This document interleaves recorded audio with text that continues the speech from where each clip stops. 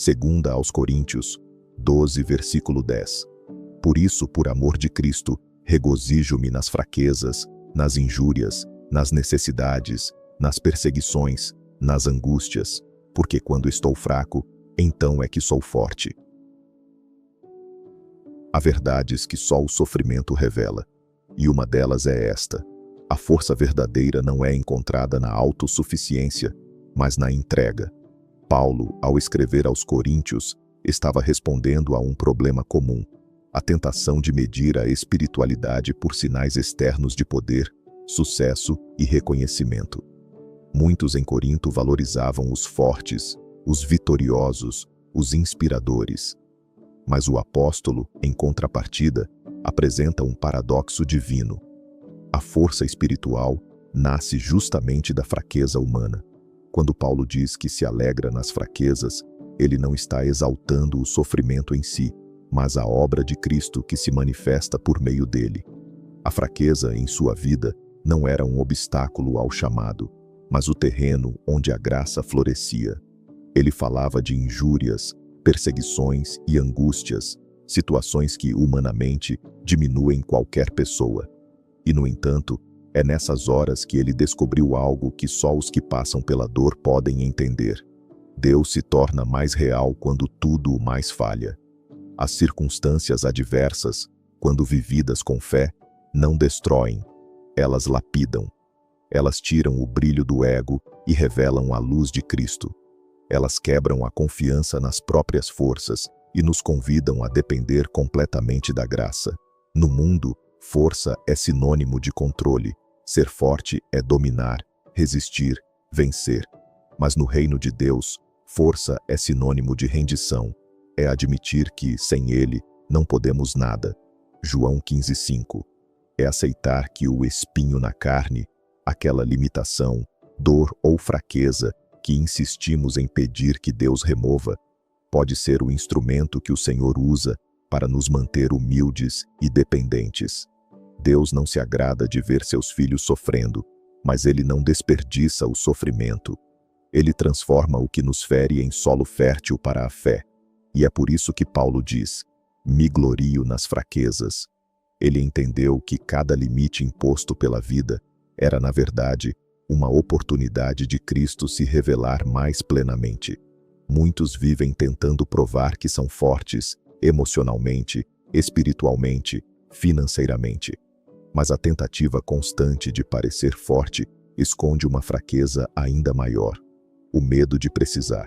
E o medo de precisar impede que recebamos o que Deus quer dar.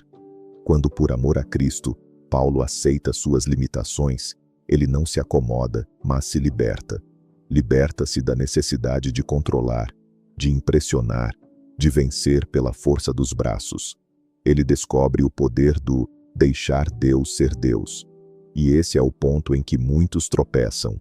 Queremos a força de Deus, mas ainda confiamos na nossa. Queremos o consolo do Espírito, mas ainda insistimos em resolver tudo sozinhos. Queremos milagres, mas evitamos o terreno onde eles acontecem, o da fraqueza. Quando estou fraco, então é que sou forte. Essa declaração não é poética, é existencial, é uma experiência.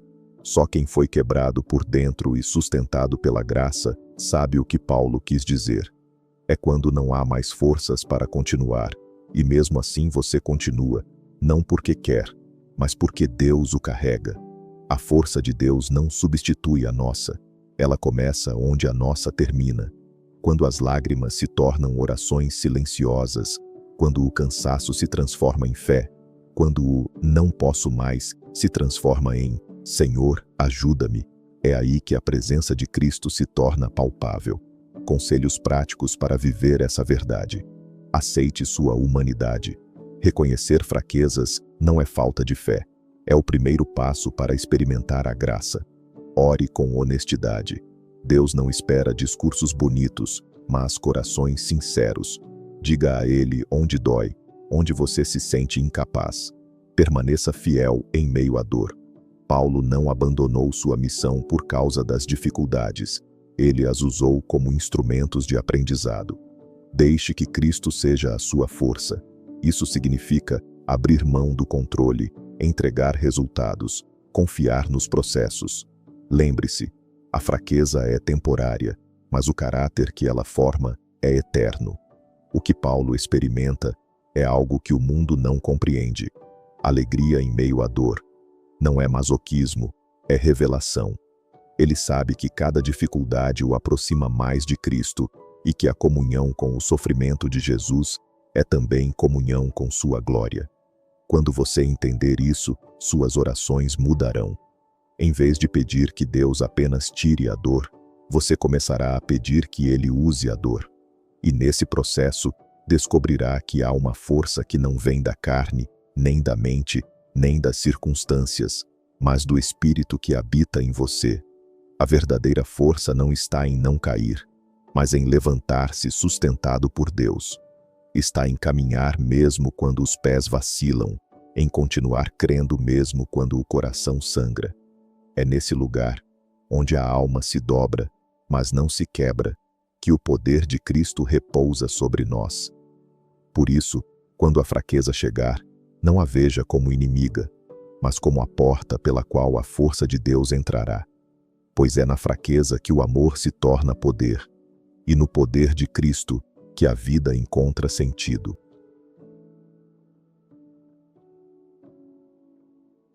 Se essa mensagem tocou o seu coração, deixe seu like, compartilhe com alguém que pode se fortalecer com ela e inscreva-se aqui no canal. Cada gesto seu faz diferença, espalha esperança, fé e transformação através dos ecos nas escrituras que chegaram a ti. Obrigado por caminhar junto conosco nessa jornada. Deus abençoe você.